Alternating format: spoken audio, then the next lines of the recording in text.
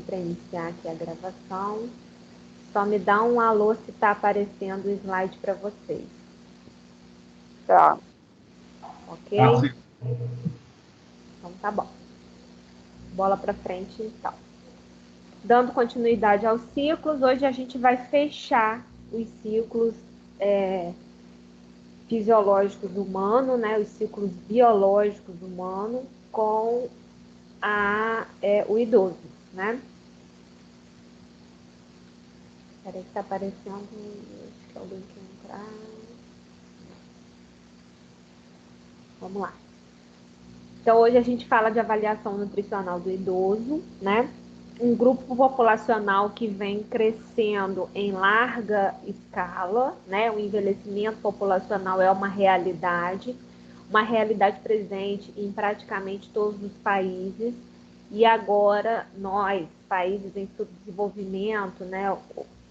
Subdesenvolvido ou em desenvolvimento, também começamos a ter essa realidade acontecendo. Deixa eu ver se o Francine conseguiu entrar. Temos também essa realidade acontecendo e tendendo a aumentar, né, cada vez mais com o passar dos anos. Isso porque a gente começou a ter uma diminuição, né, na quantidade de filhos por família, né?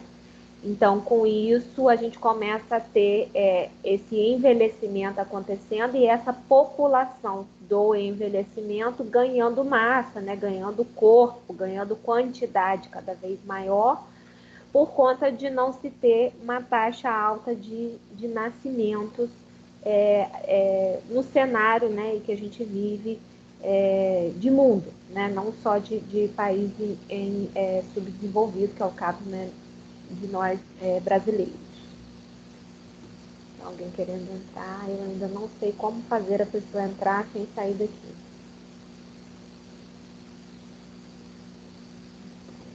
Foi, a Márcia.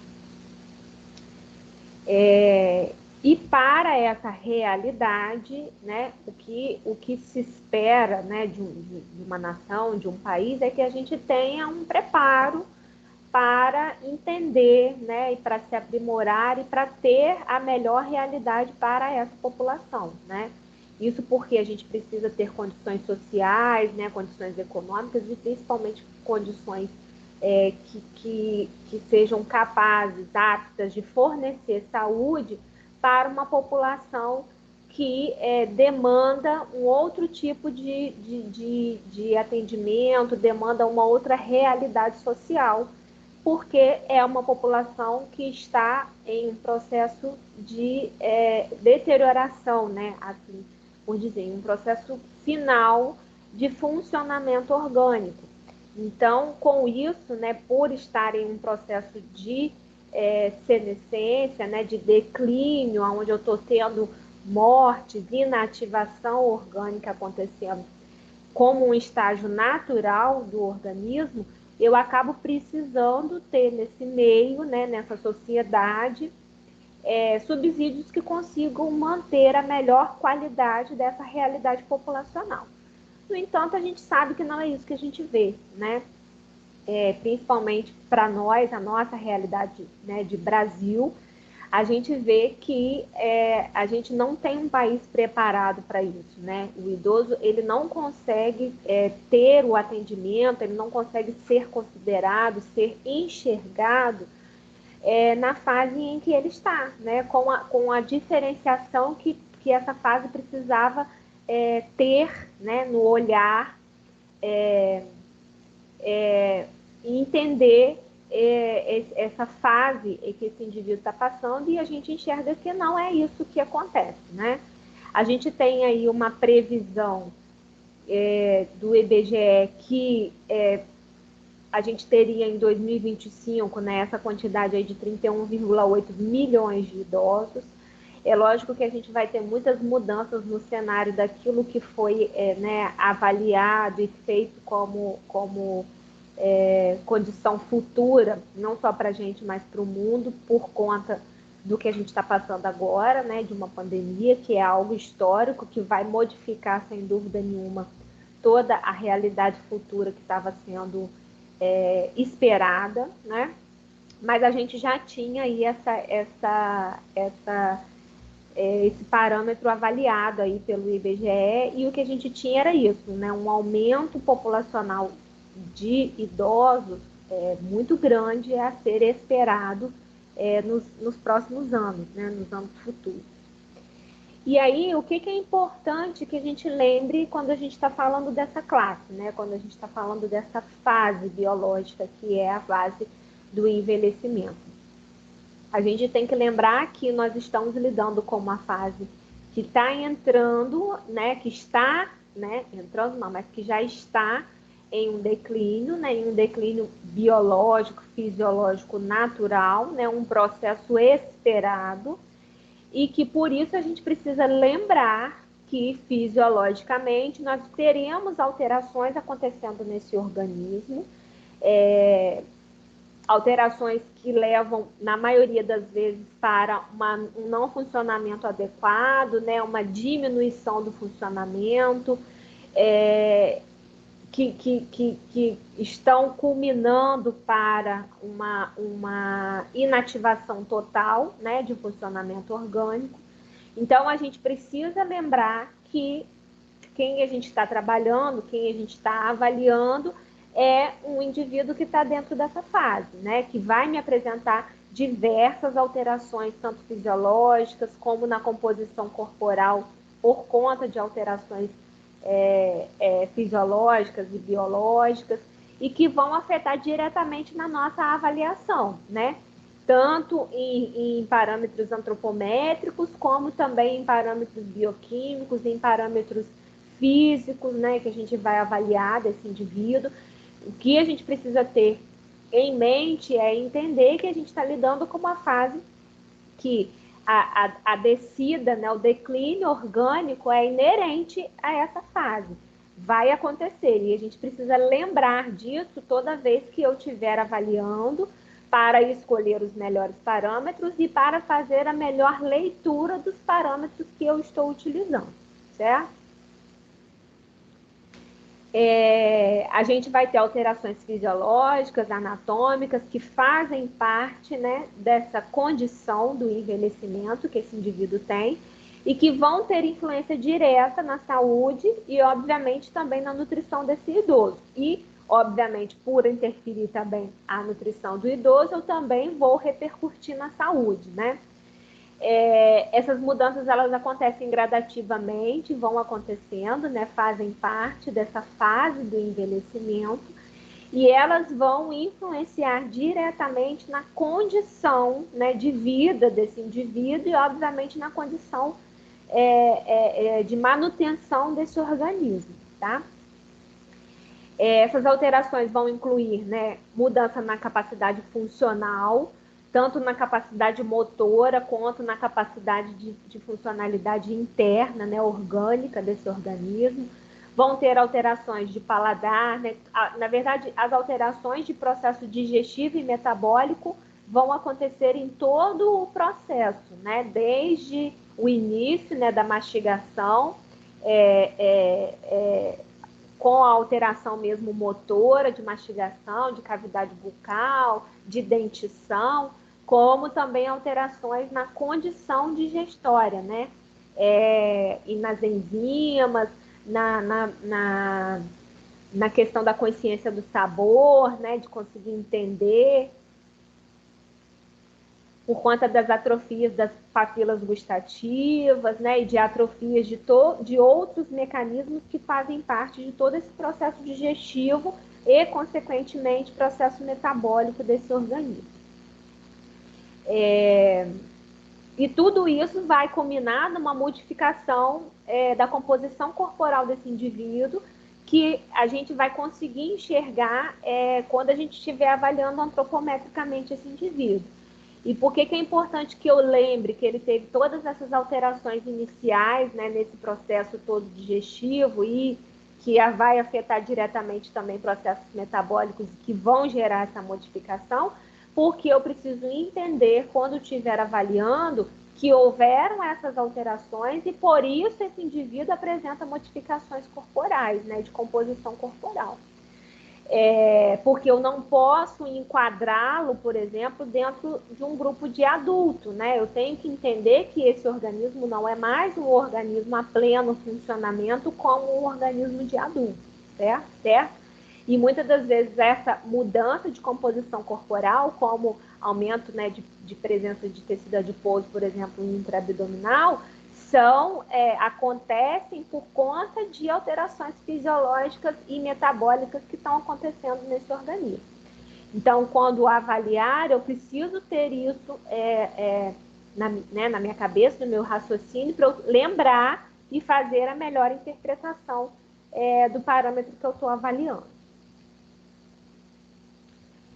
Outra coisa que a gente precisa também ter em mente, uso de medicamentos. A gente sabe que a gente já vive num país que não é um país promotor de saúde, né? Não é um país que trabalha com prevenção. Então, a realidade que a gente encontra é a maioria dos nossos idosos, né? A maioria dos indivíduos que se encontram na fase de envelhecimento como indivíduos não tão sadios, que precisam fazer uso de medicamentos, a maioria deles, né?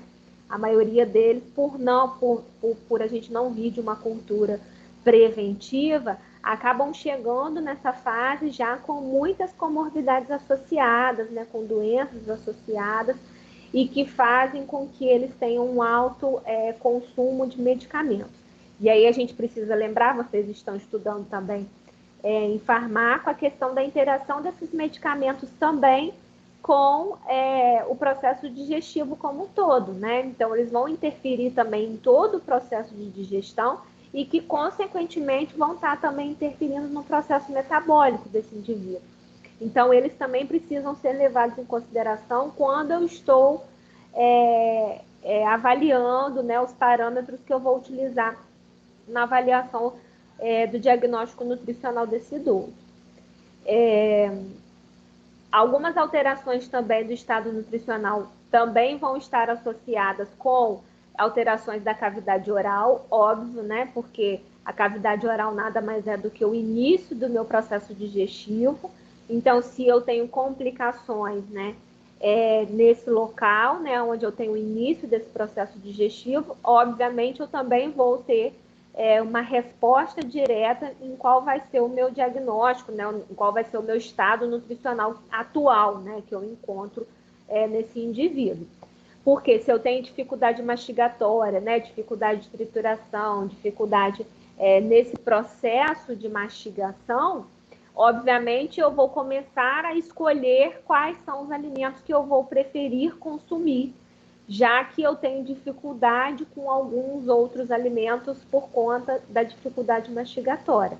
E isso acaba, então, interferindo diretamente no consumo, né, desse idoso e, obviamente, alterando a diversidade alimentar desse indivíduo, porque ele vai começar a priorizar certo tipo de alimento ou certos grupos alimentares e começar a não consumir outros grupos que vão demandar maior dificuldade nesse processo mastigatório desses indivíduos, né? Então, isso também vai ter uma relação direta na alteração do estado nutricional desse indivíduo. Alguns que estão acometidos de doenças crônicas, né? Como principalmente doenças que atuam no sistema nervoso, né? No sistema nervoso central, que vão fazer com que esse indivíduo acabe não tendo uma capacidade motora tão boa. E aí isso atrapalha o processo de alimentação. E esses indivíduos, né, a maioria dos idosos, já sentem muito, na verdade, a fase do envelhecimento acaba sendo muito penosa para eles, porque eles acabam se sentindo indivíduos excluídos do meio social, né? É uma fase onde aquele indivíduo a vida dele, né, o que ele conhecia de vida, acaba cessando, né, parando. É um indivíduo que para de trabalhar, é um indivíduo que começa a receber menos, é um indivíduo que começa a ter cuidados, né, adjacentes com a sua sanidade corporal, que antes ele não precisava, ou seja, pessoas tomando, né, conta dele, enfim, ele acaba se sentindo um indivíduo vulnerável, né, e um indivíduo aquém, à margem de uma sociedade funcionante. Então, isso vai afetar diretamente o psicológico mesmo desse indivíduo, né? Então, qualquer coisa que faça ele ficar ainda mais vulnerável ou ainda mais à margem desse meio social funcionante, vai fazendo com que ele vá se afastando desses processos, né? Então, um indivíduo, por exemplo, que já tem uma doença que afete a capacidade motora dele, que ele não consegue, por exemplo, pegar o talher ou se alimentar sozinho, vai fazendo com que ele vá se afastando do processo de alimentação, porque ele começa a se sentir, né, constrangido, vulnerável com aquela situação. Então, isso vai afastando ele do processo de alimentação. E, obviamente, isso vai ter resposta direta no estado nutricional desse indivíduo. Um outro problema que a gente tem quando a gente fala da nossa situação, né, do nosso país. A maioria dos idosos possuem baixíssimas condições socioeconômicas, né? Todo o plano de aposentadoria da maioria dos trabalhadores é um plano baixo, né, de poder aquisitivo baixo, e que na maioria das vezes é a única renda que faz parte daquela casa. A realidade do Brasil é que muitos idosos são chefes de família e às vezes precisam arcar com todas as despesas da casa, incluindo às vezes netos, né, filhos, e isso tudo faz com que essa renda, né, essa condição econômica dele não consiga arcar com uma alimentação que seja tão balanceada, né, que seja nutricionalmente equilibrada, a ponto de dar um bom estado nutricional para esse indivíduo, né? Na maioria das vezes ele vai priorizar a medicação que ele precisa comprar, né? Ou a educação de algum ente que faz parte daquela família, e vai deixando de lado a questão de compor uma boa alimentação, por exemplo, para a rotina alimentar dele, né, e da sua família. E aí, então, com todos esses fatores, né, que a gente já tem somatizados nesse organismo, além de ser esse organismo, né, de declínio, de disfuncionamento, né, de diminuição de funcionamento orgânico, ainda é um indivíduo psicologicamente afetado, né, um indivíduo que se sente vulnerável, que se sente afastado de uma realidade social. Então, todos esses fatores vão fazer com que a nossa avaliação nutricional seja muito importante, que ela seja de forma bem embasada, bem fiel, para que a gente tenha um real diagnóstico, porque se a gente consegue fazer uma boa avaliação, fechando um bom diagnóstico e prescrevendo algo que seja realmente bom e feito por esse idoso, a gente acaba conseguindo fazer uma melhora da qualidade de vida desse indivíduo, né? E aí, melhorando essa qualidade de vida, obviamente eu consigo melhorar outros aspectos desse indivíduo, né? Eu consigo melhorar como ele se sente nesse meio social, eu consigo melhorar a relação dele com o envelhecimento. Então, é fundamental que a escolha dos meus parâmetros seja inteligente com relação a todo essas complicações que fazem parte dessa fase, né, desse organismo, para que eu possa ter um real diagnóstico da realidade, né, daquele organismo, e consiga ter as melhores orientações e que essas orientações sejam realmente efetivas e consigam ser feitas nesse indivíduo, porque eu acabo conseguindo melhorar muitas outras questões que englobam essas dificuldades que esse indivíduo tem, certo? E aí, então, a avaliação nutricional desse indivíduo deve incluir, né, a anamnese alimentar, que a gente já sabe que faz parte de uma avaliação, né, a antropometria, o exame físico, e aí, quando a gente fala de idoso, Às vezes, quando a gente está lidando com adulto ou com adolescente, a gente não consegue fazer um bom exame físico, né? Aliás, às vezes a gente não se importa em fazer um bom exame físico, porque a gente consegue ter respostas em outros parâmetros menos invasivos. Mas quando a gente fala de idoso, é fundamental que a gente tenha um bom exame físico, que a gente consiga perceber sinais nesse organismo. A avaliação bioquímica, obviamente, que vem também para nos dar resultados importantes na associação desses parâmetros.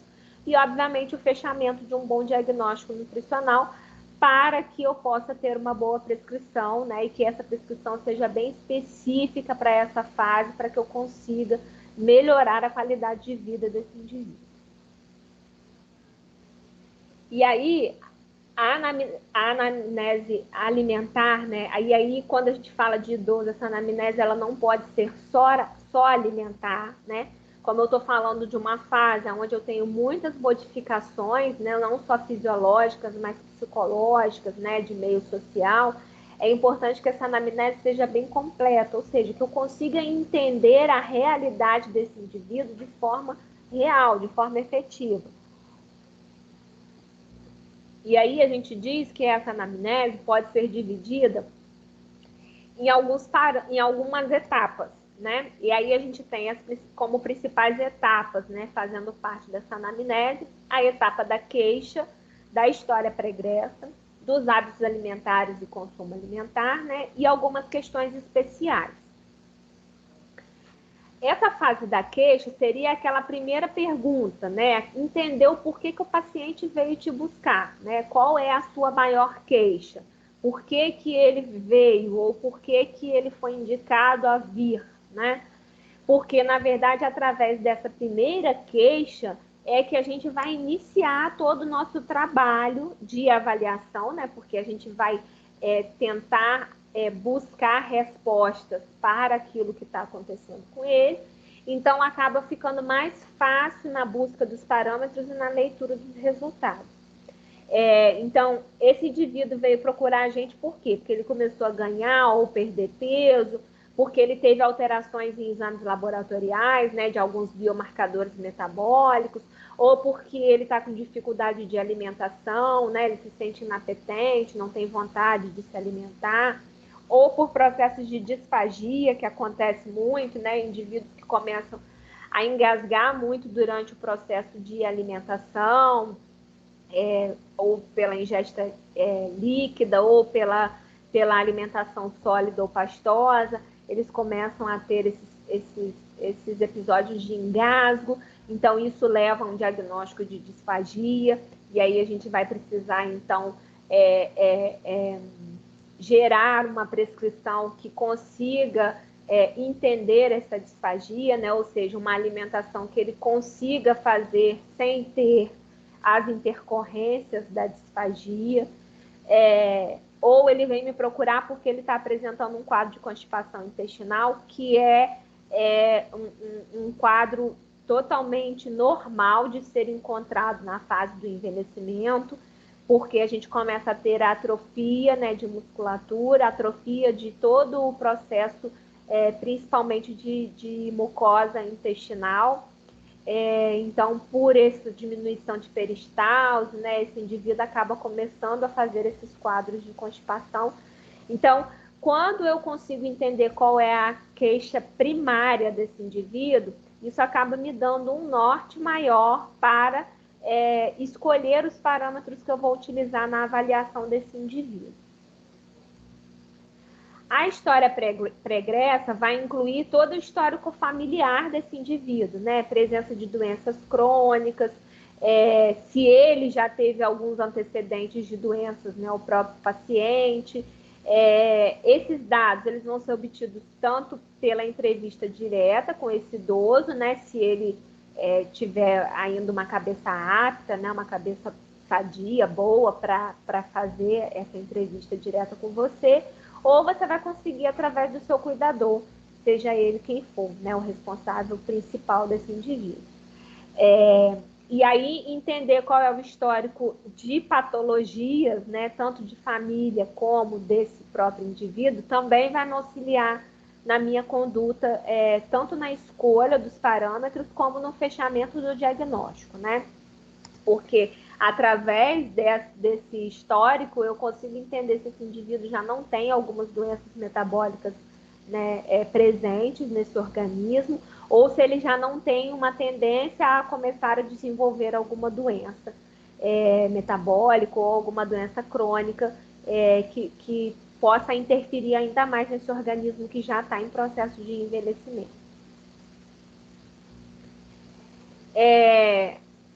A outra etapa seria a etapa de entender os hábitos alimentares e o consumo alimentar desses indivíduos.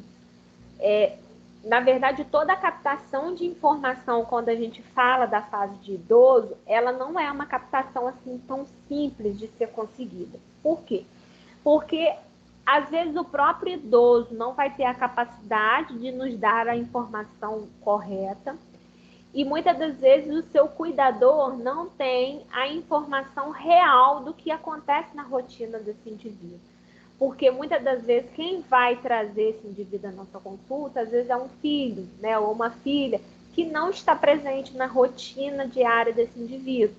Às vezes esse indivíduo ele já tem um acompanhante, né, ou um enfermeiro, uma outra pessoa que reside com ele que não é o filho ou que não é a filha.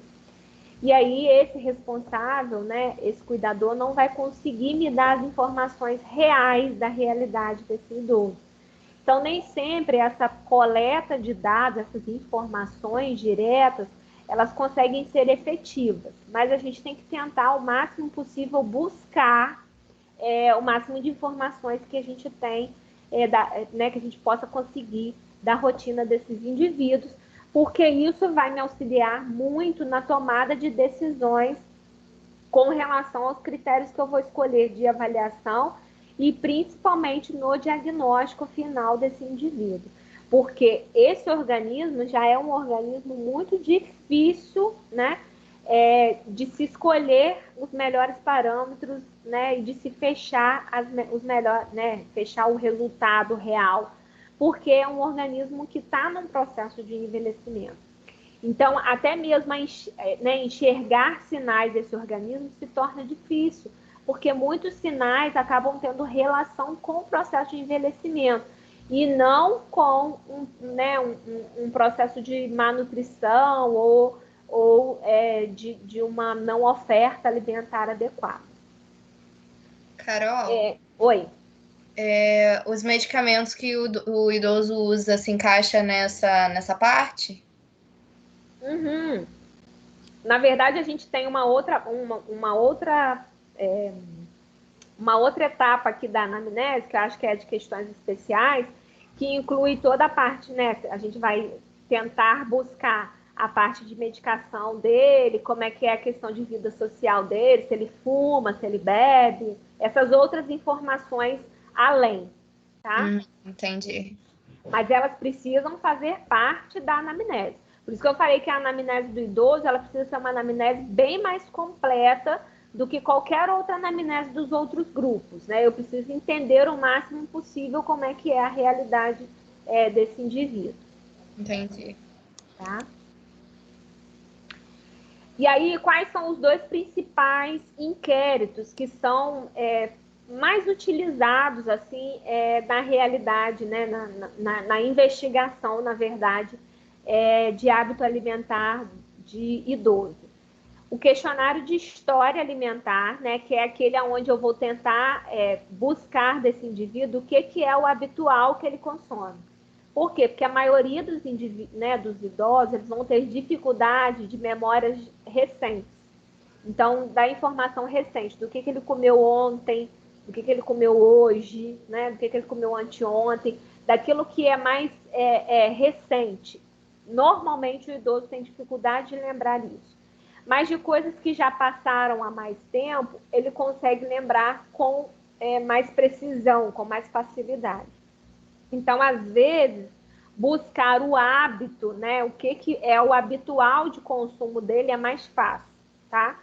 E aí a gente precisa ser muito sensível para entender se esse hábito que ele está descrevendo ainda continua sendo o hábito dele, né, a rotina dele, ou se foi um hábito muito passado que não faz mais parte da realidade de vida, né, de consumo dele, tá? Mas normalmente é mais fácil entender qual é o hábito. E isso, na verdade, é um ponto mais fácil da nossa leitura, porque a maioria dos idosos normalmente mantém uma rotina alimentar, um consumo alimentar muito igual, né? Normalmente eles mantêm uma rotina alimentar quase que todo dia do mesmo jeito, né? O cafezinho com leite, às vezes de manhã, com um pãozinho ou com um biscoitinho. Normalmente eles mantêm um consumo alimentar bem igualzinho, assim, dia após dia.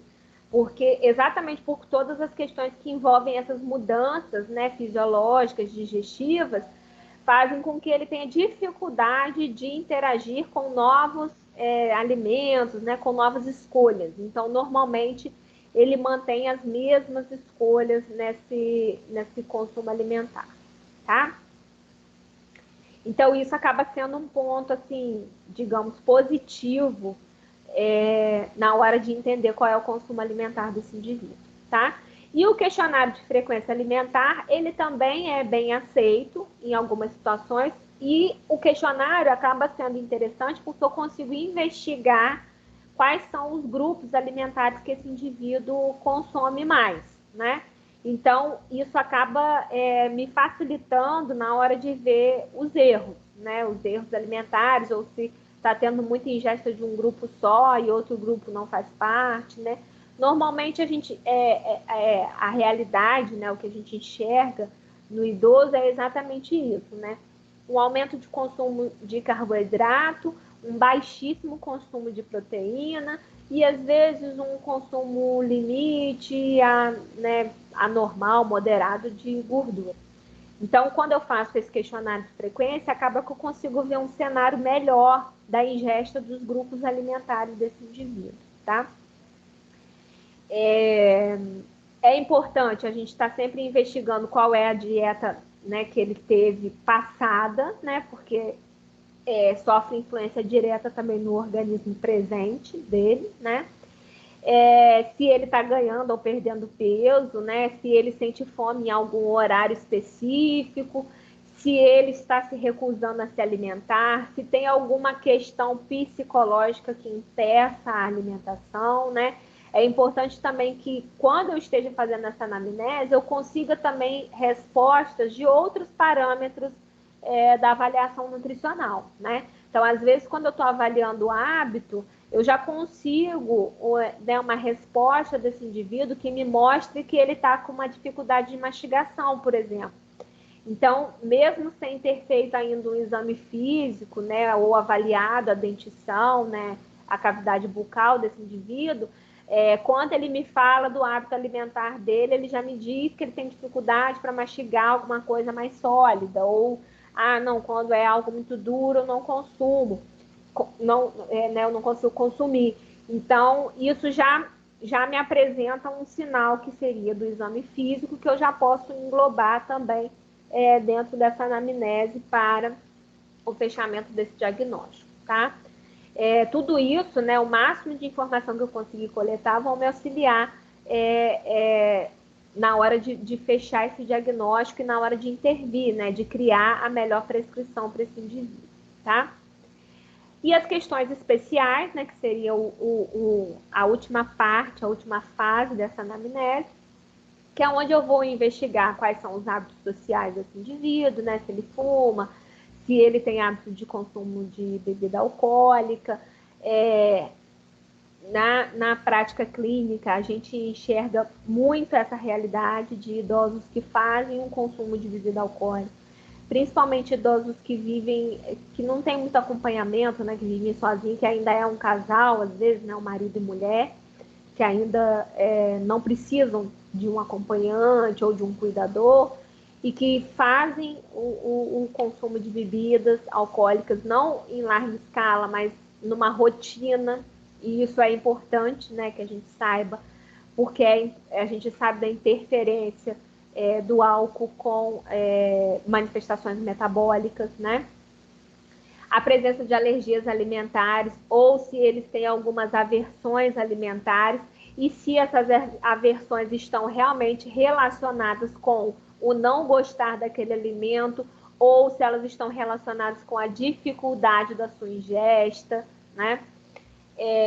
O uso de medicamentos ou de suplementos, né, de vitaminas ou de minerais. E aí, quando eu estou investigando medicamento e suplemento, eu preciso saber todas as informações relacionadas a esse medicamento ou a esse suplemento.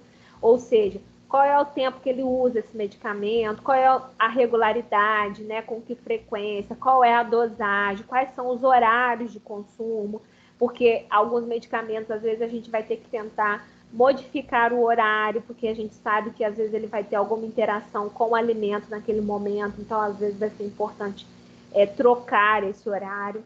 Então é importante ter todas as informações da rotina desse medicamento ou suplemento vitamínico ou, né, mineral que esse indivíduo utilize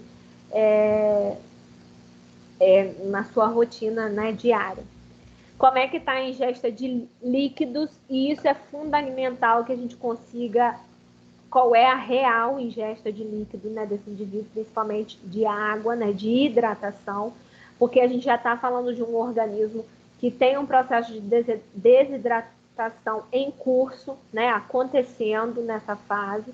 Então, é fundamental que ele consiga te falar, né, que ele te fale com sinceridade qual é a realidade de ingesta de água, principalmente, dia. Normalmente, os idosos tendem a diminuir a sua ingesta de água, né, ingesta de líquido em geral, por conta do aumento de micção, principalmente homens, né, que já vão ter esse aumento de micção pelo processo, né, de aumento de próstata, né, diminuição de musculatura de bexiga, entre outros, que já vão ter isso acontecendo, e com o uso de medicações ou com presença de doenças, né, associadas, como a hipertensão, por exemplo, acabam fazendo já esse aumento de micção. E aí, com isso, por eles não terem uma capacidade, né, fisiológica tão apta, começam a ter, às vezes, urina solta, né, ficando pingando, e tudo isso é desagradável para eles, e eles acabam, então, optando por não fazer o consumo do líquido, já que eles têm todas essas intercorrências, né? Intercorrências que vão afastá-lo da vida social.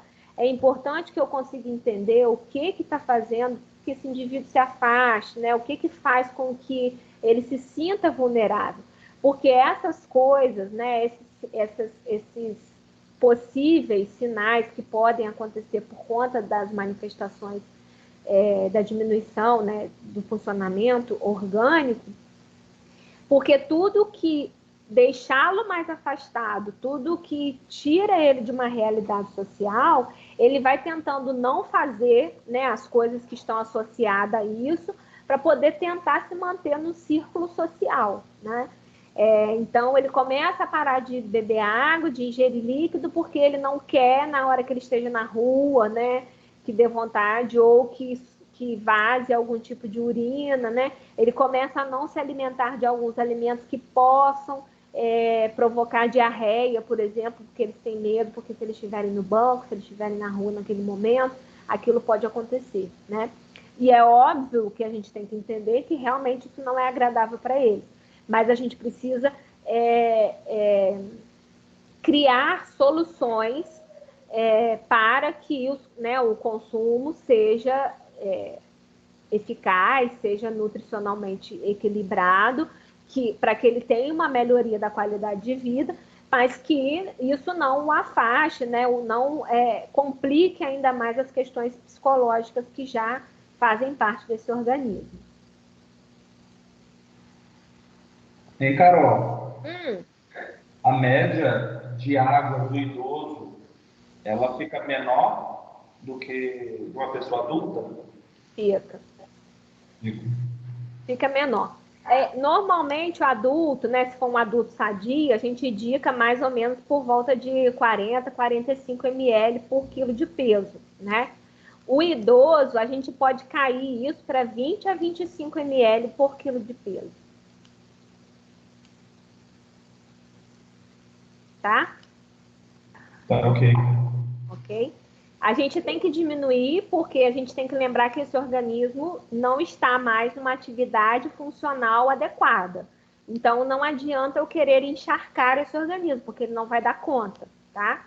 Então, é um organismo que eu preciso ser ponderada, entender, né, como é que está o funcionamento, porque esse organismo precisa receber esses nutrientes de forma que ele tenha a capacidade de processar, tá? Então, assim, a indicação é que a gente diminua, né, a orientação dessa ingesta e que a gente busque, né, incentivar esse indivíduo a fracionar cada vez mais essa ingesta, para que ela fique em volumes bem pequenos ao longo do dia, para que esse organismo seja capaz de metabolizar o que a gente está ofertando, tá?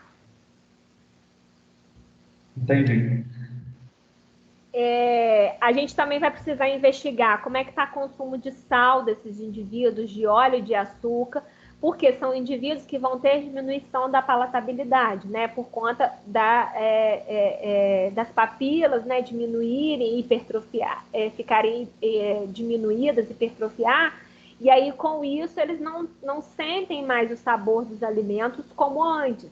Então, eles tendem a aumentar cada vez mais o tempero, né? E aí vão aumentar cada vez mais o sal, vão aumentar cada vez mais o açúcar, aumentam o óleo para poder dar mais flavor, né? Dar mais sabor para aquele alimento. Então, a gente precisa também investigar como é que está esse consumo desses indivíduos, investigar a dificuldade mastigatória, né? Que a gente já vai investigar também no exame físico desse indivíduo.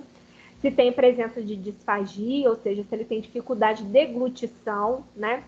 O idoso tende a fazer um processo disfágico no envelhecimento, porque essa musculatura, né, a musculatura de traqueia, não é uma musculatura mais em funcionamento pleno, né? Então ela tende a ficar com um funcionamento motor reduzido, então ele tem dificuldade de deglutição, e aí essa deglutição ela pode tomar um caminho errado, né? Por isso os idosos têm tanta facilidade de gerar quadros de pneumonia.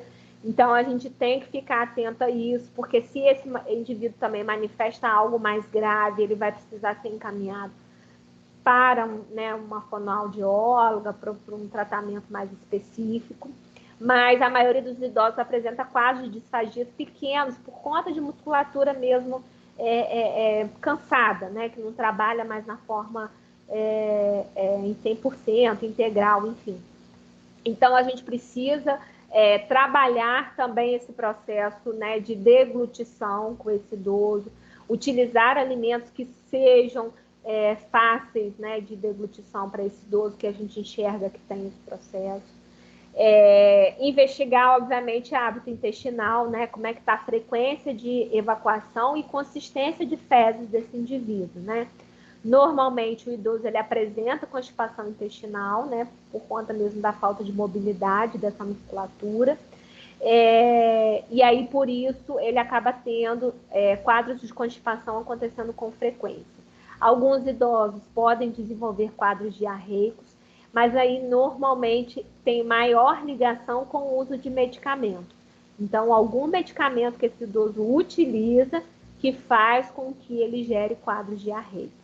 A normalidade que a gente encontra no processo de envelhecimento é quadro de constipação, né? Porque esse indivíduo perde capacidade motora e aí tem a dificuldade nesse processo mesmo de evacuação, né? De gerar bolo fecal e jogar para fora por conta desse trânsito, né? Dessa musculatura, tá? E aí a gente precisa também investigar se esse indivíduo está apresentando também esses quadros, tá? E aí a gente entra, então, no parâmetro de antropometria, né, que faz parte também da avaliação nutricional. Então, como eu já havia citado em alguns slides anteriores, com as alterações fisiológicas e biológicas que a gente tem acontecendo nesse organismo, eu acabo tendo também uma alteração da composição corporal. Então, normalmente, o que a gente vai encontrar? Diminuição de massa magra, né? Aumento de gordura corporal, concentrado principalmente na área intraabdominal, né? Então, normalmente, o organismo, né, do idoso, que a gente vai, né, de composição corporal, que a gente vai encontrar é exatamente isso. Uma depressão de massa magra e um aumento cada vez, né, maior, mais gradual de gordura, né, corporal, principalmente na região abdominal. O que a gente vai ter de alteração também no que diz respeito à antropometria? A gente começa a ter uma redução estatural desse indivíduo, né? Por encurtamento de vértebras, encurvamento da própria coluna. Então, esse indivíduo começa a perder, né, a altura, né, a estatura. E a outra situação que a gente vai encontrar nesse organismo é a questão da flacidez de pele, né? Essa flacidez de pele, perda de líquido e depressão de massa magra vão dificultar muito, por exemplo, na questão de aferição de dobra cutânea, né? Não é todo idoso que a gente vai conseguir, porque a maioria dos idosos acaba tendo essa flacidez de pele, né? Essa pele fica muito mais fina, muito mais desidratada, então a gente tem muita dificuldade de fazer pinça desse idoso, porque muitas das vezes isso pode machucar o idoso, certo? Então, quando a gente fala de antropometria do idoso, a gente vai ter que buscar quais são as melhores alternativas para o indivíduo que eu estou avaliando, certo? Então, nem sempre eu vou conseguir pesar esse indivíduo na minha balança, e aí eu vou ter que usar outras alternativas. Nem sempre eu vou conseguir aferir estatura pelo meu estadiômetro, porque esse indivíduo já está tão encurvado, né? Já está com tantas modificações vertebrais que eu não consigo mais botar ele reto, por exemplo, na parede. Então, eu vou ter que usar outras alternativas, certo? As dobras nem sempre poderão ser utilizadas. Então, eu tenho que buscar dentro do que eu tenho de antropometria o que pode ser utilizado ou não com aquele indivíduo que eu estou acompanhando, tá? Via de regra, o que é preconizado, né? O que é indicado na antropometria do idoso? O peso e a estatura, né? E aí a gente vai usar o IMC também como um indicador que pode ou não ser utilizado. A gente tem profissionais que indicam a utilização e profissionais que desaconselham a utilização. Aí vai depender mesmo do que eu quero ter como resultado, o que eu quero encontrar na avaliação desse idoso. De qualquer forma, existe a indicação da utilização do IMC. A circunferência de braço, e aí a gente vai usar também como indicativo, né, como indicador, a circunferência muscular de braço, né, aquele cálculo. Vamos usar a circunferência de panturrilha, porque como nós estamos falando de um indivíduo que vai ter depressão de massa magra, a gente vai ter que estar monitorando o tempo todo massa magra. E não tem melhor compartimento corporal para avaliar massa magra do que panturrilha, tá? Circunferência de cintura e circunferência de quadril. A gente vai utilizar também a relação cintura-quadril como um indicador também. E as dobras cutâneas, e aí as que a gente vai ter indicada, né, para essa fase vão ser a tricipital e a subescapular. E aí a gente vai ter que, obviamente, avaliar as situações para ver se a gente vai conseguir utilizar ou não, tá? Então, o peso, né, a gente já sabe, alguns idosos podem apresentar dificuldade e aí, às vezes, eu não vou conseguir levar ele até a balança, né? Muitos idosos acabam não conseguindo mais ter manutenção do centro, né, do organismo, então eles têm dificuldade de ficar em pé, parado no local, né? Então, às vezes, eu vou precisar ficar próximo, né, para tentar fazer a pesagem desse indivíduo. Existem balanças específicas que têm base mais larga, onde, às vezes, eu posso botar o idoso com a própria cadeira, né, ele sentado lá, e aí depois eu vou descontar o peso dessa cadeira. A gente tem as camas balanças, que também são muito utilizados para pacientes acamados, porém, são equipamentos de altíssimo custo, né? Então, muitas das vezes, se eu não sou um profissional especializado nessa área, né, se eu não trabalho somente com isso, eu não vou ter esses equipamentos para utilizar na hora de fazer a antropometria desse indivíduo.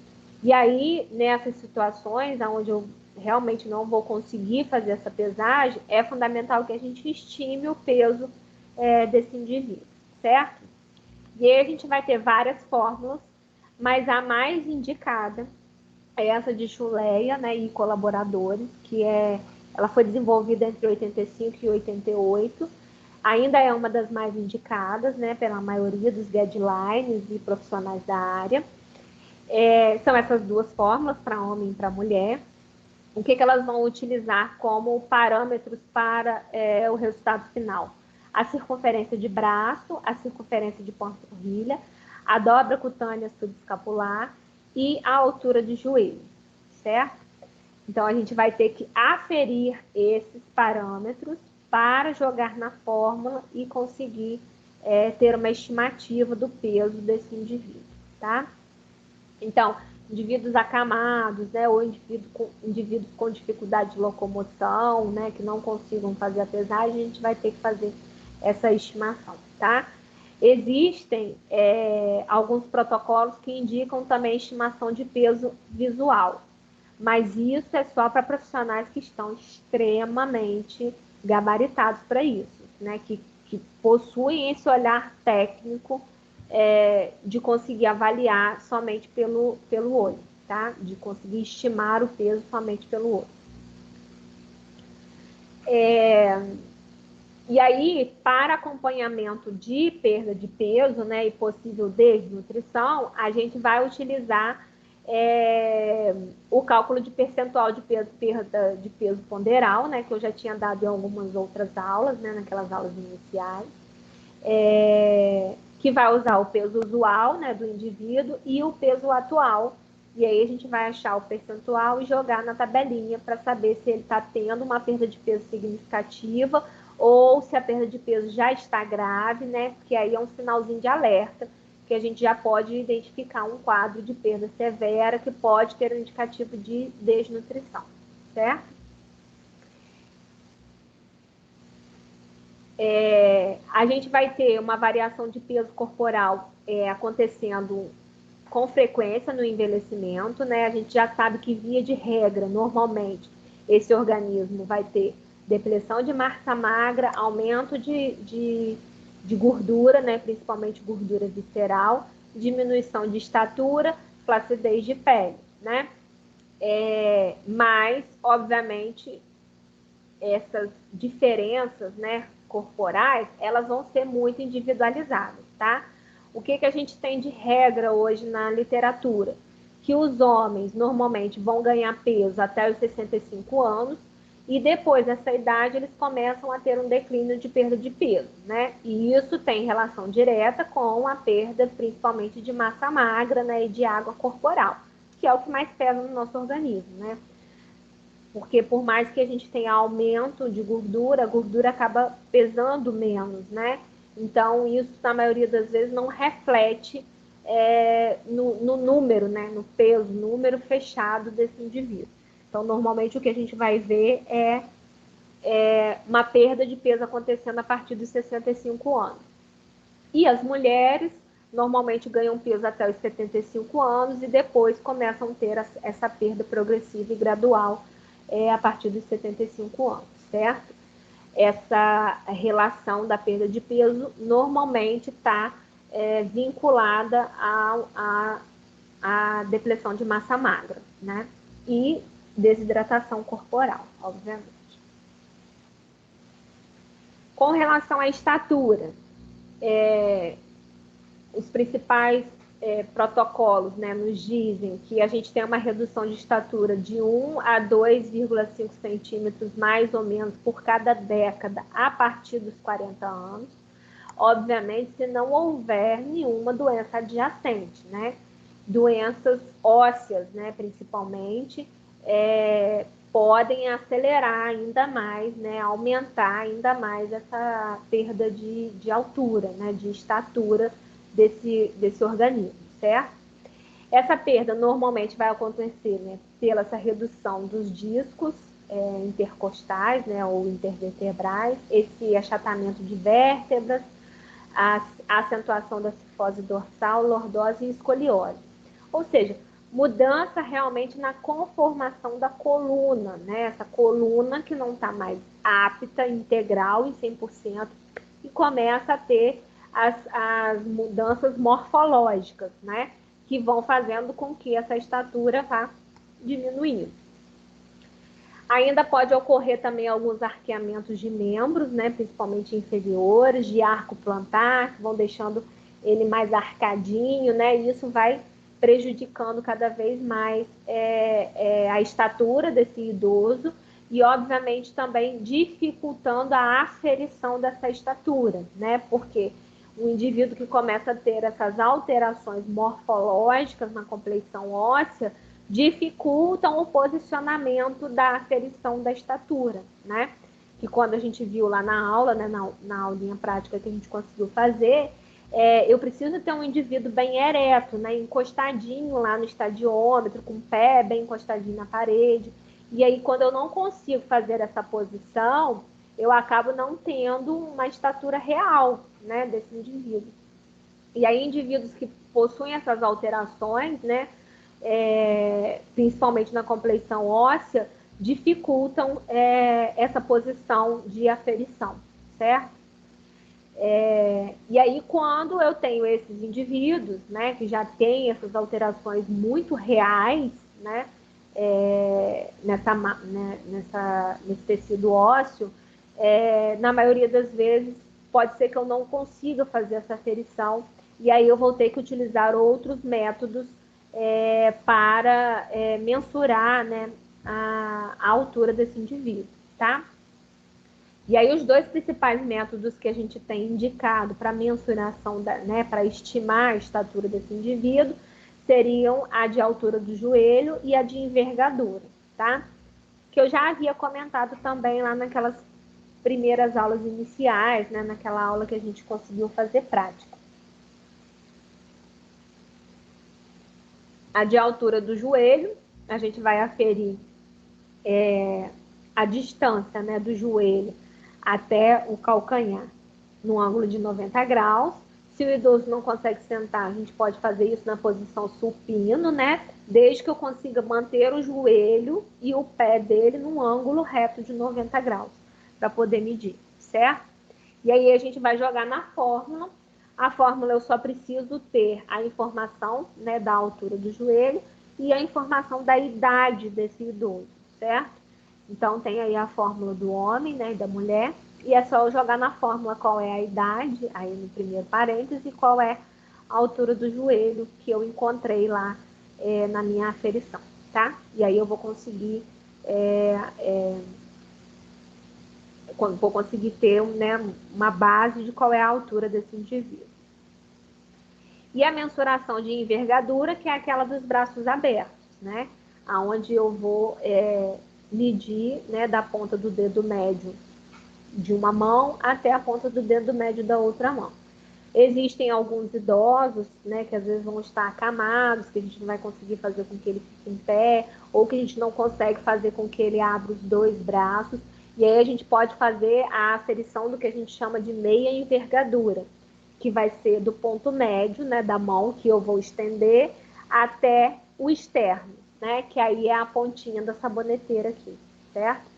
Então, eu vou medir lá do ponto médio até a pontinha da saboneteira, e aí depois eu multiplico por 2 esse valor, e aí eu já vou ter o valor total da envergadura, que aí seria a estimativa da estatura desse indivíduo, certo? E aí eu vou ter o IMC também como um dos indicadores que podem ser utilizados, né, na avaliação antropométrica. A gente tem muitos questionamentos acerca da utilização do IMC, isso porque muitos autores, né, são contra a utilização por conta do IMC não considerar essas alterações, né, de composição corporal que acontecem no envelhecimento, certo? E aí, por isso, a gente acaba tendo muitas divergências de pontos de corte. Eu botei na tabelinha aí três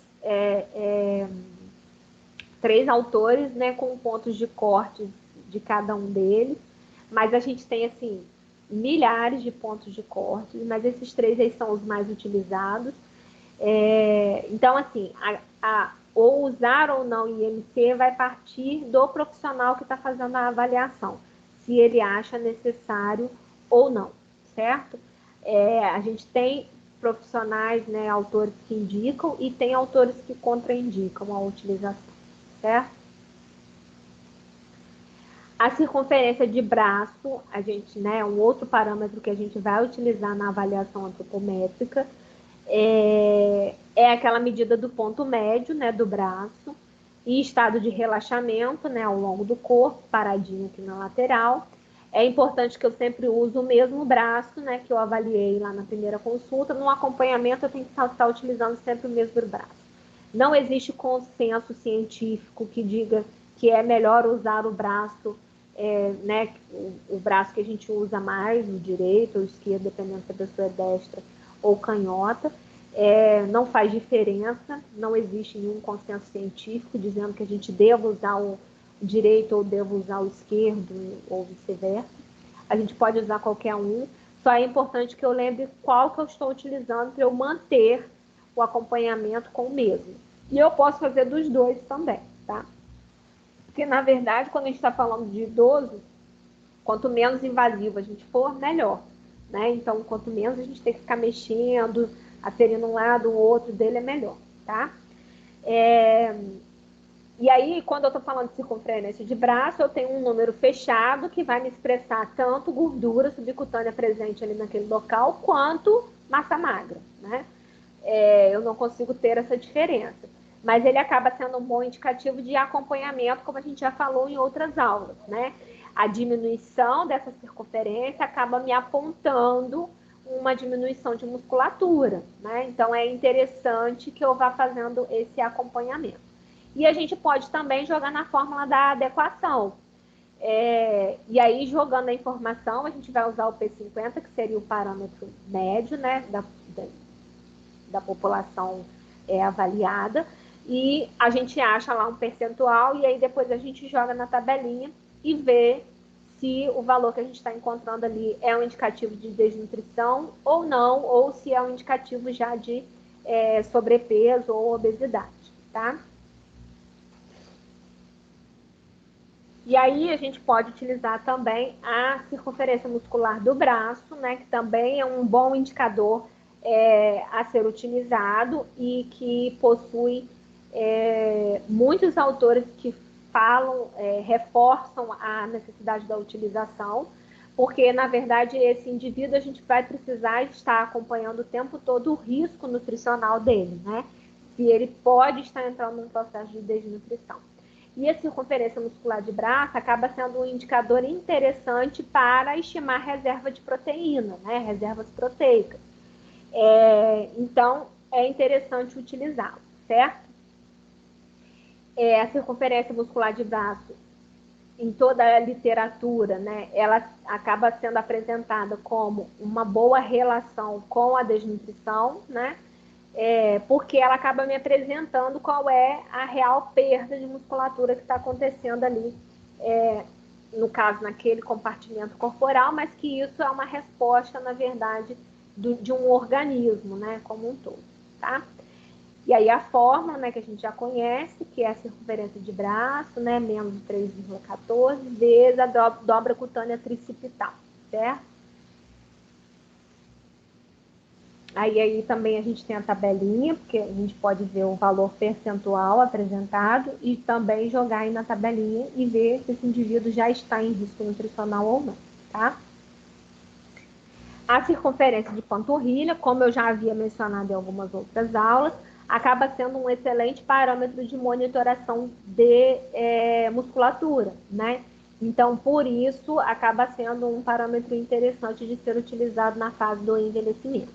Ela vai ser aquela medida, né, ao redor da maior proeminência da musculatura da panturrilha, né, onde tem aquela barriguinha, né, que a gente chama. por ela refletir, né, muito, basicamente, o que é massa magra, né, daquele membro inferior, ela acaba sendo um marcador muito sensível de desnutrição e de perda de massa magra, né? Então, por isso, é um parâmetro que é muito interessante de ser utilizado no acompanhamento desse idoso, tá? Os valores, o ponto de corte, né, atualmente utilizado é de 31 centímetros. Então, quem apresenta, né, valor abaixo de 31 centímetros de panturrilha já pode né, já pode entrar na classificação de desnutrição, certo? A circunferência de panturrilha também é muito interessante de ser utilizado na fase do idoso, porque nessa fase, por conta da alta desidratação e perda muscular que esse indivíduo tem, ele acaba produzindo muitos edemas, né, nesse organismo. E esses edemas acabam sendo um falso positivo, né, nesse organismo, ou seja, na verdade, a área que está sendo aferida não é real, porque praticamente tudo que a gente está aferindo ali é líquido, certo? E a panturrilha, por ser um reflexo de musculatura, acaba não tendo interferência de produção de edema, lógico, a não ser que eu esteja falando de um idoso anacarcado, né, que já está com edema no corpo todo, certo? Mas fora isso, se for um edema se for um idoso só com macite ou edemas pontuais, na panturrilha eu consigo ter a realidade daquele membro, né, daquele compartimento ali corporal, sem a interferência de edema, tá? Então, acaba sendo um marcador também interessante por isso. A circunferência de cintura e quadril a gente vai utilizar para poder fazer a relação, né? Ela vai ser utilizada também da mesma forma como a gente utilizou para os outros grupos, para avaliação de risco, né? Principalmente risco cardiovascular, que está diretamente relacionado com gordura, né? Acúmulo de gordura intraabdominal, né? Aquela gordura visceral. E aí o ponto de corte, né? Maior que 1 para homens, significa que esse indivíduo já tem esse risco estabelecido. E maior que 0,8 para mulher significa que ela já teria esse risco para esse acúmulo, já está em risco para o desenvolvimento de doença crônica. E, por fim, as dobras cutâneas, né, que podem ser também utilizadas, parâmetros que podem ser utilizados na antropometria, obviamente, se eu avalio que consigo utilizar essa dobra, certo? A dobra, o interessante de utilizar é que a gente acaba tendo conseguindo avaliar melhor a composição corporal, né, desse indivíduo, mas em muitas situações a gente não vai conseguir utilizar. As mais indicadas são a tricipital e a subescapular, né, porque elas têm uma relação muito direta com a quantidade de gordura subcutânea do corpo. Mas a gente vai ter, né, as situações que eu já havia mencionado antes. Alguns fatores vão acabar sendo limitantes para que a gente consiga fazer a aferição dessas dobras. Isso porque a gente tem mudanças de fluidos corporais acontecendo, então pode ter presença de edemas, né, de ascite, pode ter perda de peso, essa pele pode estar muito flácida, muito desidratada, e aí a gente acaba não conseguindo fazer a pega da prega. E aí, né, que essa pega seria realmente muito invasiva, não manifestaria a realidade desse organismo. E aí, se eu avalio que não há condições, eu não vou utilizar as pregas como parâmetros, tá? E aí, com a aferição, né, da dobra, a gente pode fazer a adequação, tanto da tricipital como da subescapular, que o cálculo é sempre o mesmo, né? A gente sempre relaciona o que a gente encontrou com o P50, e aí depois a gente joga na tabelinha para ver se esse indivíduo já está ou não em risco nutricional. E um outro método que a gente poderia utilizar de avaliação corporal é a bioimpedância, né? Que a gente já havia detalhado bastante ela quando a gente falou de adulto, né? E aí, na verdade, se eu tenho, né, o acesso à bioimpedância, ela é um dos parâmetros mais interessantes de ser utilizado, né? Porque eu não precisaria usar as dobras e ali eu já teria uma resposta muito mais efetiva do que é a composição corporal desse indivíduo, né? Então, se eu tenho acesso, né, se eu consigo ter o equipamento, seria o melhor parâmetro de avaliação corporal, porque eu não precisaria estar usando as pregas, né, nem todos os outros cálculos, certo?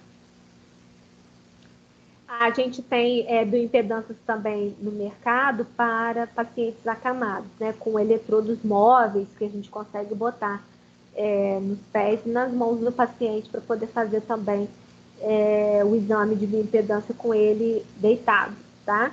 Mas Aí essa aí é 300 mil, né? Equipamento de altíssimo custo, né, meus amores? Mas, quem sabe? A gente não sabe o que nos aguarda no futuro, né?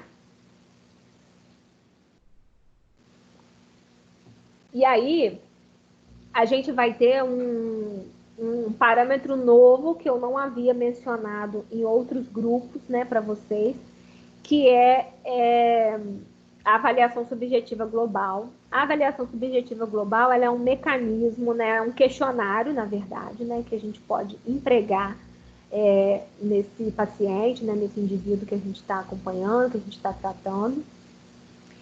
E ele é um questionário que vai me dar respostas principalmente relacionadas a quadros de desnutrição, certo? Inicialmente, ele foi um questionário criado para pacientes hospitalizados. A gente utilizava muito em pós-operatório para ver se esse indivíduo não estava desnutrindo por conta da alimentação pós-operatória que esse indivíduo estava utilizando. Que antes, né, a gente tinha um protocolo, né, uma orientação de que o melhor era não alimentar quando o indivíduo passava por processos muito traumáticos. Hoje a gente já tem uma outra corrente científica que fala que não, que a alimentação precisa ser primordial, porque aquele organismo precisa se recuperar do que ele sofreu, né? Então, antes, quando a gente tinha essa questão de pós-operatórios muito severos, né, com jejuns prolongados, com uma alimentação muito ineficaz, a gente utilizava esse questionário para conseguir enxergar se esse indivíduo estava entrando num risco nutricional de desnutrição. E aí, só mesmo lá em 2000, né, como eu descrevi aí no slide, que esses autores, né, os CACs e colaboradores, começaram a usar esse questionário em idosos. E aí eles começaram a usar em idosos que ficavam em asilos, né, instituições próprias, né? E aí eles começaram a ver que era um instrumento legal de utilizar, né? Que era um instrumento fácil, que não era invasivo e que era eficaz para identificar esse risco nutricional desses indivíduos. E aí, então, esse instrumento começou a ser indicado na avaliação nutricional dos idosos, certo? Nos artigos que eu mandei para vocês, tem modelos, tá? Dessa avaliação subjetiva global. Existem avaliações subjetivas globais mais extensas, mais longas, e existem as mini avaliações. Normalmente, o que a gente vai utilizar na prática clínica e ambulatorial são as mini avaliações, tá? O que vai ter, né? Qual é o teor das informações dentro dessa avaliação, principalmente dessa mini avaliação que a gente faz? São os dados antropométricos, né? Peso, altura, se teve ou não perda de peso, por quanto tempo, né? Avalia ali uma escalinha de perda de peso e em quanto tempo foi. Vão ter algumas questões sobre alteração de dieta, alteração de ingesta alimentar, né? Se modificou ou não, por quanto tempo, né? Por quantos dias. E aí a gente vai pontuando essas informações que a gente vai recebendo e no final a gente faz o somatório dessas informações. É tipo questionáriozinho de revistinha feminina adolescente antiga. Na minha época tinha isso, não sei nem se existe isso mais. Que a gente ia pontuando e no final a gente via quem a gente era, sabe? E esse é a mesma coisa, a gente vai pontuando lá os números No final, a gente faz o somatório e vê se ele se enquadra dentro de risco ou não, dentro de desnutrição ou não, tá? Também vai avaliar sintomas gastrointestinais e capacidade funcional, principalmente relacionada ao estado nutricional. Então, capacidade mastigatória, capacidade de deambulação, né? Às vezes, era um indivíduo que andava e que, de repente, começou só a deambular ou que, de repente, virou acamado. Então, ali, tem como você dizer, né? Antes ele andava por quanto tempo ou depois ele ficou acamado. Tem os númerozinhos e a gente vai pontuando, tá? Lá nesses artigos tem um modelo, tá? Mas também é super fácil na internet, a gente acha esse instrumento muito fácil, tá? E então ele virou um instrumento indicado para ser utilizado em idosos no processo de avaliação nutricional dos mesmos, tá? Ele é bem fácilzinho, se vocês verem lá no artigo, vocês vão ver que é fácil de ser. São só perguntinhas que a gente vai pontuando, tá? O exame físico. O exame físico, ele vai ser muito importante nessa fase de envelhecimento, né? Porque através do exame físico, eu vou procurar sinais, né, que podem ter relação com carências nutricionais, né? E que, obviamente, vão ter relação direta com risco nutricional. Só que qual é a nossa principal preocupação quando a gente está fazendo um exame físico do idoso? Entender se o sinal que a gente está enxergando, né, que a gente está avaliando, é realmente um sinal de carência, né, nutricional, ou se esse sinal não está relacionado com o próprio processo de envelhecimento ou com alguma doença já estabelecida nesse organismo, tá? Porque vão ter muitos sinais que podem ser confundidos, certo? E aí a gente pode entender esses sinais como sinais carenciais, mas que na verdade são sinais de alteração já fisiológica do envelhecimento ou de alguma doença já estabelecida naquele organismo, certo? Então vai ser importantíssimo que a gente entenda o sinal que a gente está avaliando, tá? E aí por isso a gente tem, então, a indicação de quais são os sinais principais que eu preciso investigar. Então, às vezes, avaliar depressão de têmpora, sinais de pele, né, como a gente viu em outras situações, não são os melhores parâmetros físicos quando a gente está falando de idoso. Porque, na maioria das vezes, esses sinais vão ter relação também com o envelhecimento ou com alguma doença já estabelecida. Então, os pontos primários que a gente deve buscar quando a gente está examinando fisicamente o idoso são esses três. Então, avaliar dentição desse idoso, né? Como é que está dentição e prótese ou prótese dentária, né? Desse indivíduo, que ele pode ter também dente próprio com algumas próteses ou com algumas pontes, ou pode ser prótese total. Enfim, avaliar como é que está essa condição, né, dessa capacidade de mastigação desse indivíduo. Se tem presença ou não de ferimentos, né, na gengiva, que possam indicar que essa prótese está machucando ele, né? Ou seja, se existe algum desconforto nessa cavidade dentária, porque isso vai atingir diretamente o processo digestivo, né? O início do processo digestivo, e obviamente isso vai ter uma influência no estado nutricional desse indivíduo, certo?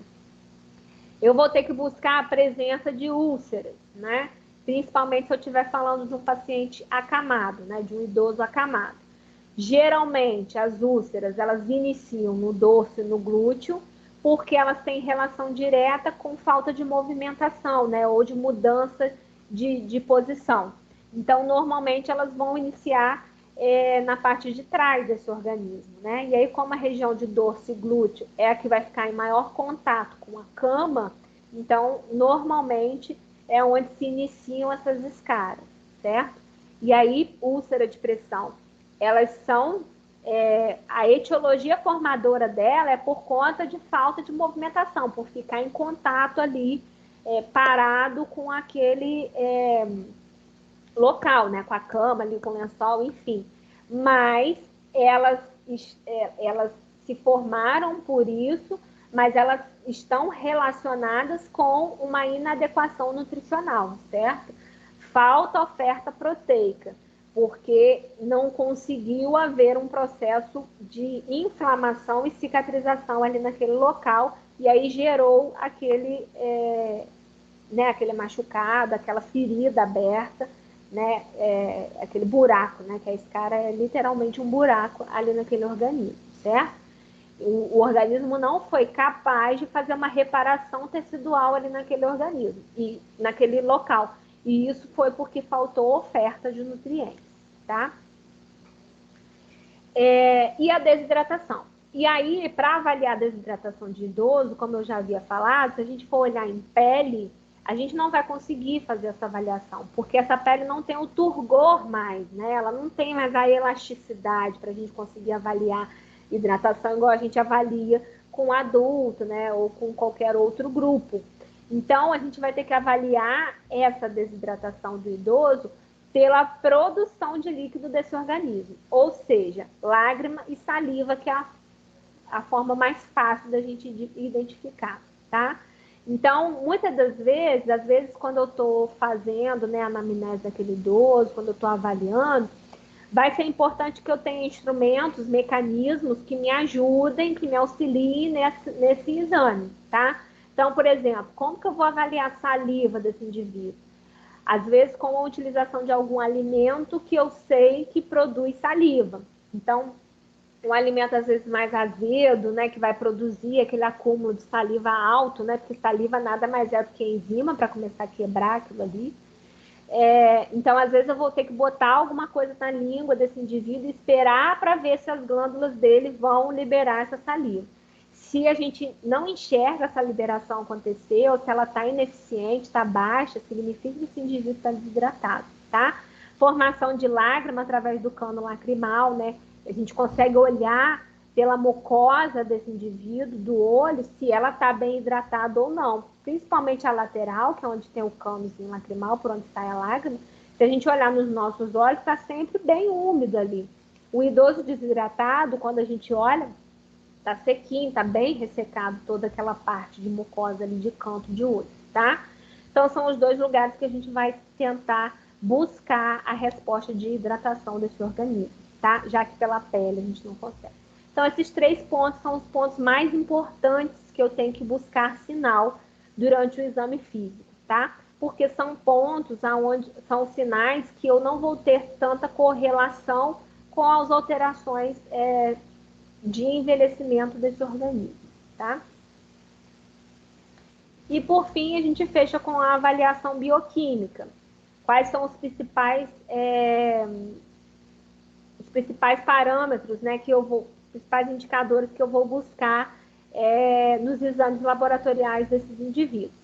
Vão ser, obviamente, a glicemia, né, como é que está a resposta glicêmica desse indivíduo, a albumina, sem sombra de dúvida, porque eu estou falando de um indivíduo que tem catabolismo muscular, né, que tem perda muscular frequente, então eu tenho que estar avaliando como é que está essa albumina sérica desse indivíduo. O metabolismo de ferro, né, como é que está a ferritina, transferrina, como é que está a condução do ferro nesse organismo, né, se ele está tendo uma boa oxigenação, uma boa resposta respiratória, certo? Hematócrito, hemoglobina e contagem total de linfócito, que faz parte do hemograma, né? Para ver como é que está a condição de produção sanguínea desse indivíduo, que isso tem relação direta com a oferta de nutrientes. Colesterol e fração, claro, né? Porque tem relação direta com metabolismo e transporte metabólico, né? E aí eu vou precisar entender se essa homeostase está certa, né? De funcionamento principalmente desses carreadores de gordura, né, como HDL, LDL. Vitamina B12, a gente sempre vai avaliar em idoso também, porque idosos tendem a ter uma ingesta baixa de proteína animal, né, de consumo de carne, exatamente por conta de dificuldade de mastigação, de processo de deglutição. E aí ele já tem uma perda acentuada de massa magra e ainda uma ingesta baixa de proteína, isso vai só acentuando ainda mais esse quadro, né, catabólico desse organismo. E a vitamina B12, ela é um excelente marcador de proteína animal, certo? Então, avaliar a vitamina B12 é ter a certeza que esse indivíduo não tem um bom consumo de carne, porque às vezes ele não vai falar isso pra gente. E aí a gente vai ficar sempre com aquela dúvida, por mais que eu enxergue, né, que ele tem um catabolismo, que está perdendo massa magra, mas a vitamina B12 não tem erro, ela é um principal indicador se há consumo ou não de carne. E o ácido fólico também pela resposta, né, principalmente de condução respiratória do organismo, funcionamento de medula, né? Então, vão ser os principais marcadores que a gente vai utilizar na avaliação bioquímica. Obviamente pode ter outros, né? Mas aí só quando eu já tenho alguma sinalização que eu precise de outro. Lógico que a maioria dos idosos que chega para a gente é um idoso que já vem com algum acompanhamento médico, seja de um cardiologista, seja de um endocrinologista. Então, na maioria das vezes, a gente já vai ter informação bioquímica nas nossas mãos, advinda desses outros profissionais, tá? E aí, o que a gente precisa também ter em mente? Que esses indicadores, eles também podem ter relação com doenças que esse indivíduo já tenha, né? E que o uso de medicamentos e estresse também podem ter, né, influenciar esses indicadores. Então, na hora de fazer a leitura desse exame, eu preciso ter as outras informações e relacionar para saber se o que eu estou enxergando ali é o real do organismo ou se não, aquilo está em relação com aquela doença crônica que ele tem, né? Ou aquilo tem relação com aquele estresse que ele sofreu, ou seja, ele estava internado, foi um processo pós-traumático, certo? Então, essa leitura precisa ser cautelosa, tá? E aí, com tudo isso, é a hora que a gente fecha o diagnóstico nutricional. Quando a gente está falando de idoso, é fundamental que esse diagnóstico seja claro, ele tem que explicar quais são os fatores que eu utilizei, quais os parâmetros que eu utilizei, tudo que me levou àquele diagnóstico, para que a intervenção seja a mais efetiva possível, certo? Porque só através de um diagnóstico bem embasado é que eu consigo fazer com que esse idoso, com que esse cuidador, com que o médico desse idoso faça ele fazer aquela orientação que está sendo prescrita. Ok? Show. Isso? Ok. Dúvidas? Não. Não, pessoal, todo mundo não, isso é consenso. Essa questão aí da desnutrição, em uma criança, por exemplo, tem algum parâmetro? No idoso seria 31, né? Ou uma De que pessoa... você está falando? De qual parâmetro você está Da falando? panturrilha. Da panturrilha. Tem para criança? É da panturrilha, né, que você está falando? Isso. Não, na verdade, até quando a gente falou de criança, a gente não usa panturrilha para criança, porque na verdade nós estamos falando de um organismo em formação. Então, eu ainda não tenho tecido muscular formado naquele organismo, entendeu? Então, eu não consigo usar ele como um parâmetro real, vamos dizer assim. A gente usa mais o braço, né, a circunferência de braço e a circunferência muscular de braço do que a panturrilha para criança. Entendi. Tá? Porque criança ainda vai ter muito reflexo de tecido ósseo que ainda está em crescimento, né, que ainda está em formação, e eu ainda não tenho tecido muscular formado efetivamente. Tá?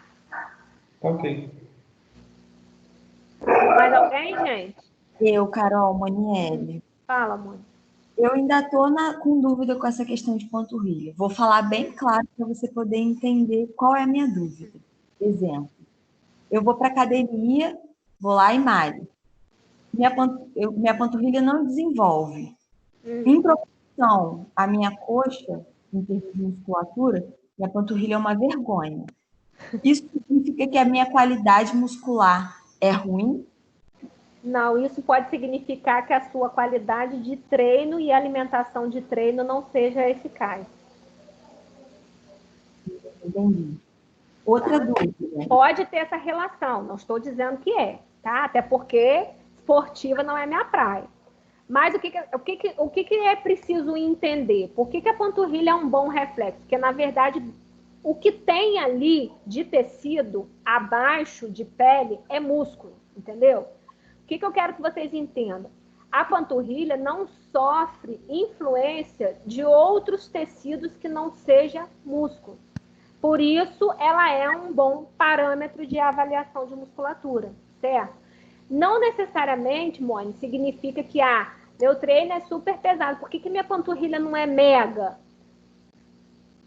Porque primeiro que virar mega significa uma outra forma de, como é que fala? De preparo muscular.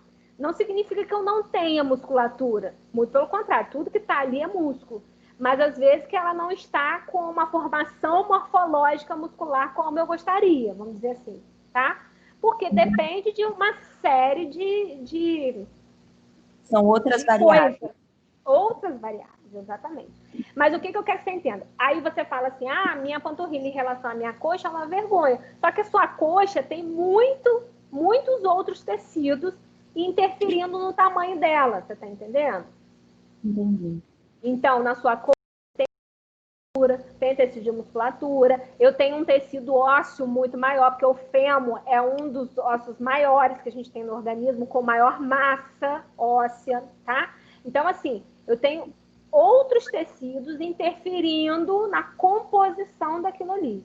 Quando eu tô falando de panturrilha, não, é basicamente músculo. Então, se a gente for pensar nisso, no simples, não, minha panturrilha, então, não é tão pequena assim, porque aquilo é músculo, né? E músculo, como a gente já viu, além dele não pesar tanto, ele também não tem a configuração morfológica dele não consegue crescer igual quando eu estou falando de gordura, que é uma esponja, tá? Sim, tenho outra dúvida, Carol. Quando você falou de questão de idoso, um exemplo, eu li um artigo científico há um tempo atrás sobre absorção de cálcio, que o idoso, quando chega a uma certa idade, a absorção dele é diminuída. Quando o indivíduo está com deficiência de cálcio grave, você consegue reverter essa deficiência através da alimentação ou só com suplementação alimentar? Não, então, olha só, tem 2 pontos que a gente tem que considerar nisso aí que você está falando. Nem sempre a deficiência de cálcio é um problema, tá? Porque cálcio, a gente tem mecanismo no organismo de absorção e reabsorção, ou seja, a gente utiliza e reutiliza, tá? Qual é o problema da deficiência de cálcio? Se a deficiência de cálcio estiver ligada à minha deficiência óssea, tá?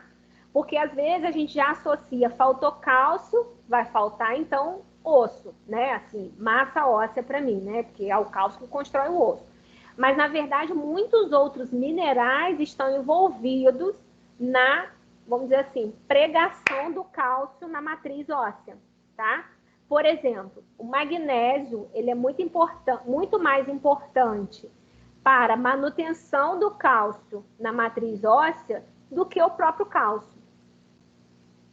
Então, então se eu tenho deficiência de cálcio, né, o idoso tem dificuldade de absorver cálcio, por quê? Porque ferro e cálcio são o mesmo sítio absortivo e o organismo entende que nessa fase é mais importante absorver ferro do que cálcio, porque é mais importante manter a oxigenação do meu organismo, né, porque ferro é isso, né, do que o cálcio, certo? Então, ele prioriza absorver o ferro e muitas das vezes elimina o cálcio.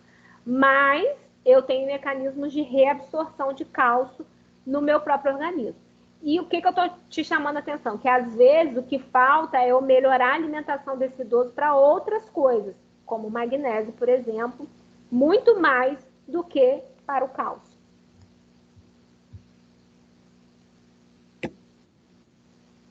Aí você me perguntou, pela alimentação eu consigo repor? Sim, eu consigo repor pela alimentação, desde que eu utilize estratégias eficazes.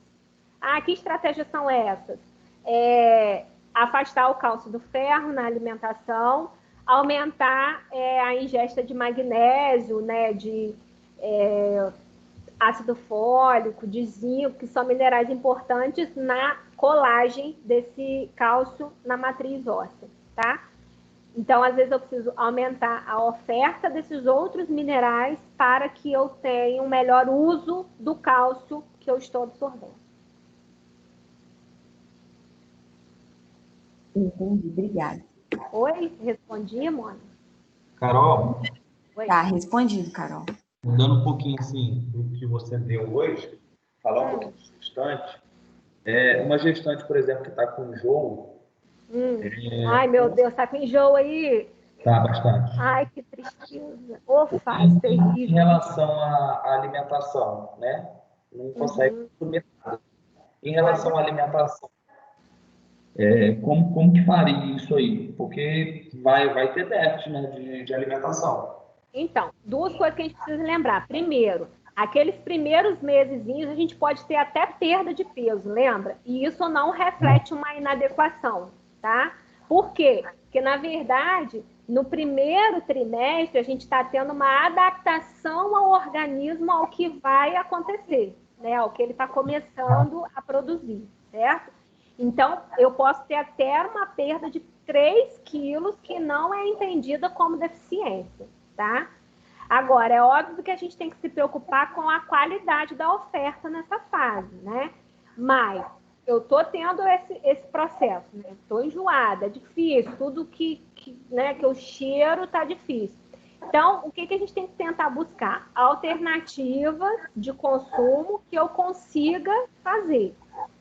Quais são as principais orientações? Tirar líquido de alimento sólido, porque quanto mais líquido, mais movimento estomacal eu tenho, e aí mais enjoo, tá? E aí existem alguns alimentos, assim, tipo ervinhas de tempero, que impedem esse mal-estar. Mas isso é, como é que fala? Genético. Cada um tem uma que funciona ou não, tá? Entendi. Quais a gente tem? Alecrim, o manjericão e o orégano. Mas aí tem que ser a plantinha mesmo, não pode ser seca, não. E aí, o chazinho à noite antes de dormir. Isso melhora o dia alimentar de muitas gestantes. Mas a gente tem que descobrir qual dessas que faz esse efeito positivo. Entendi. E aí é tentativa acerto. Você vai ter Entendi. que tentar um dia fazer o chá, faz de alecrim, sei lá. Aí ver como é que vai ser o outro dia dela, se ela vai conseguir se alimentar bem. Porque o médico, normalmente, eles passam remédio, né? Remédio. É fato, né? Aí, opinião, tia, você fez quando você estava grávida? Não, não fiz. Não acho válido a gente usar algo de fora para dentro, entendeu? Eu acho que o nosso organismo tem os nossos próprios mecanismos, certo? E, na verdade, nada mais é do que o organismo tentando se adaptar com o que está acontecendo ali, né? Então, não tem jeito, né? Eu estou tendo um estreitamento de estômago, né? Enfim, os hormônios estão modificando, então tudo isso vai mexer com o meu processo digestório, obviamente, certo? Aí é tentar encontrar um equilíbrio. Tem sempre, assim, alguns alimentos que a gente consegue melhor do que outros. E quando a gente acerta na ervinha, é batata, tá? Porque, na verdade, o que ela faz é fazer uma proteção ali na nossa parede estomacal. E aí evita que a gente tenha esses mal-estares, assim. Mas tem que tentar acertar qual é. E se vai dar certo com alguma delas. E assim, eliminar líquido perto de refeição sólida, isso aí também funciona bastante. E assim, o que funciona. Cada coisa vai ser muito diferente de uma gestante para outra, entendeu? Às vezes tem gestante que quando a gente tira o cheiro do alimento, como? Ela não vai consumir mais naquela hora quentinha, quando acabou de sair, porque quando o alimento sai quentinho naquela hora, o cheiro é muito forte, né, assim, daquilo ali. E isso desencadeia todo o processo de enjoo. Aí, às vezes, o que a gente fazia era falar com ela para deixar esfriar primeiro, né? Perder todo aquele cheiro para ela começar a consumir. Outras dicas: comer pequenas quantidades, fracionar mais ao longo do dia, quantidades bem pequenas e mastigar bastante. É só isso, Ok. tá? Obrigado. Depois me conta aí se funcionou. E fala com ela já sabe, ela já ficou grávida outra vez, né? Que depois dos 4 meses isso passa. Ou quando não passa, a gente acostuma. É da outra vez. Eu não Ivan vai ser papai de novo? Vai. Eu tô igual meus coelhos. Olha, Então, por gente, essa falar quarentena nisso, tá rendendo. eu estou esperando a foto dos coelhos, hein? Que você não me mandou ainda. Agora do coelho, o gato, no Ah, bichinho todinho. não acredito. Mas depois Tá bom. Aí você me fala, Ivan, as dicas básicas são essas. A gente manda fracionar, né? Comer pequenas porções ao longo do dia, tira líquido das refeições sólidas, ver a questão do cheiro, né? Deixar esfriar um pouco mais a comida. Às vezes, os alimentos mais gelados, né? Mais cremosos, têm mais facilidade de ficar no estômago. E tenta a ervinha lá. Alecrim, orégano ou manjericão. Você tem que achar a folhinha fresca, tá? E aí fazer infusão de chá. Então, bota a água para ferver. Quando começar a abrir fervura, desliga o fogo, joga a plantinha, abafa 5 a 10 minutos e aí toma. Coa, né? E toma. Uma né? Pra ninguém vomitar, porque é um negócio À amargo. noite antes de dormir. E aí, ver como é que vai ser o outro dia. Show? anotado. Eu anotei aqui também para quando eu ficar grávida. Para o seu futuro, né, Kathleen? Isso aí. Ah, nunca se sabe, né, menina? Vamos Vai deixar que no vai ser amanhã. Mas é uma fase difícil. Eu tive enjoo minha gravidez inteira. Mas aí depois a gente acostuma. Aí depois eu falava que assim, a minha vida era como se eu estivesse em alto mar, a gestação inteira. Era o dia inteiro assim, meio mareada. Aí quando para de botar para Isso fora, já aí, tá quando bom. continua assim, enjoando muito, mesmo depois dos 4 meses, não é hiperêmese, não? Pode ser, mas nem sempre é. Às vezes é Às só vezes, porque o organismo está todo comprimido, entendeu? Os seus processos não são os mesmos, a digestão não está efetiva. Pode ser um monte de entendi, coisa, entendeu? entendi. Ok, Anotado gente? também. Tudo bem? Respondido. Tudo ok com todo mundo? Muito obrigada, João Vitor. Melhor aula da semana. Muito obrigada pela parte que me toca. Essa mochilinha. Tá querendo ganhar pontinho. Não Gente, fala. então, beijos, boa noite. A atividade já está lá, as regras são as mesmas até quarta que vem. Continua só com 5 questõezinhas, tá? E a gente se encontra Aí, olha só, isso que eu queria falar com vocês. A gente fechou os ciclos. Então, o que eu estava pensando? Na próxima aula, eu vou tentar fazer um apanhado geral, tipo uma revisão zona de todos os ciclos, tá? Assim, com os pontos básicos do que a gente viu. Porque aí depois a gente vai ter que entrar nas análises, né? Nas análises de avaliação. Que seria interessante que a gente estivesse fazendo a prática, né? Mas a gente não pôde fazer, se Deus quiser, ainda vai dar para a gente fazer em um outro momento. Então, eu vou fazer esse apanhado para a próxima aula, tá? E aí depois a gente vai entrar, tipo, em casos clínicos de avaliação, tá bom? Uhum. Ok? Tudo bem? Fechou. Então tá show. Beijo, boa noite. Boa Para noite. quem puder, fique em casa. Boa noite. Até. Tchau. Tchau, tchau.